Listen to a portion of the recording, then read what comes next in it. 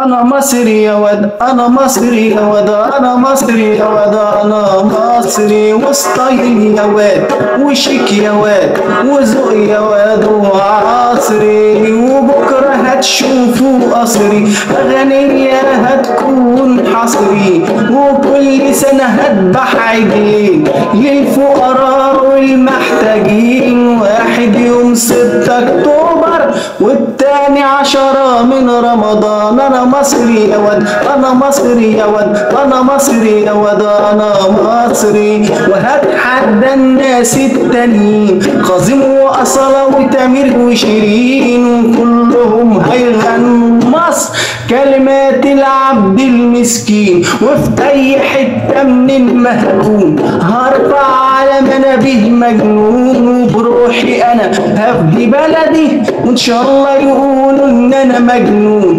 أنا إسلام صابر سرحان، ما يهزنيش أي شيء كان، ولا فلوس ولا منصب ويشهد عليا الزمان. ده أنا مصري يا ود، أنا مصري يا ود، أنا مصري يا ود، أنا مصري وستايل يا واد وشيك يا واد وذوق يا واد وعصري.